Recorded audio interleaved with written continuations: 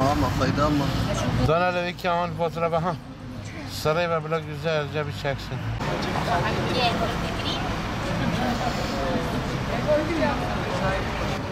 Geçenlerde burada yine olay olmuştu. Bunlar dediler biz kayyum için konuşma yapacağız.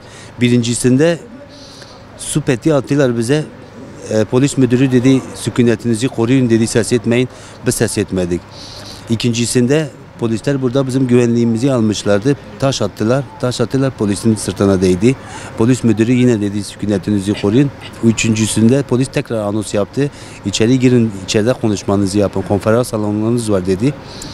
Bunlar yine girmediler. Ondan sonra bunlar PKK aleyhine, terör örgütü aleyhine slogan atmaya başladılar. Ondan sonra bize saldırmaya kalktılar. Polisler ondan sonra bunlara müdahale etti.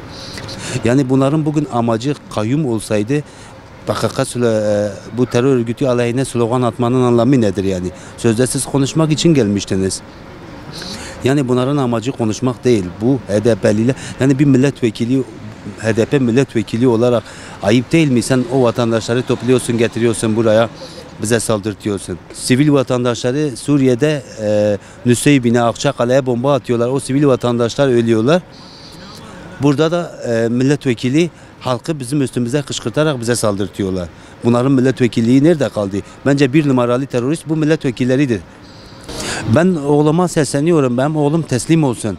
Bak oğlum orada devlet Türkçe anons ediyorlar. Diyorlar ki aileniz orada sizi bekliyor. Gel oğlum teslim ol. Onlardan kimseye hayır gelmez. Onlardan hayır gelseydi kendi milletvekillerinin çocuklarını götürürdüler. Onların çocukları giderdi. Bak hiçbir tanesinin çocuğu yok orada. Olan fakir fıkaraya oluyor. Fakir fıkarayı köle diye kullanıyorlar. Zaten PKK olmuş Amerika'nın uşağı. Amerika'dan habersiz bir şey yapamıyor. Amerika bunları kullanıyor. Şimdi Amerika Başkanı Trump hem bunları kullanıyor, hem bunları öne sürüyor. Ondan sonra Amerika bu sefer çıkıyor, açıklama yapıyor. Diyor ki bizim ilişkimiz onlarla bitmiştir. Bizim ilişkimiz onlarla yok. Biz askerlerimizi geri çekiyoruz. Eylemimizin 40. günü buradayız. Türkiye bir barış harekatı başlattı. Çocuklarımıza çağrıda bulunuyorum. Eğer ki Türk askerlerini görüyorsunuz, duyuyorsanız Allah rızası için teslim olun. Bu sizin için son şans olabilir diyorum. Pişman olun, geri dönün, kimseye inanmayın. Türk askeri size hiçbir zarar vermeyecek. Onları dinlemeyin. Önünüze bakın, arkanıza dönmeyin. Geri dönün diyoruz, çağrı yapıyoruz burada onlar. Onları burada bekliyoruz. Onlar gelmeden de bu eylemi bitirmeyeceğiz.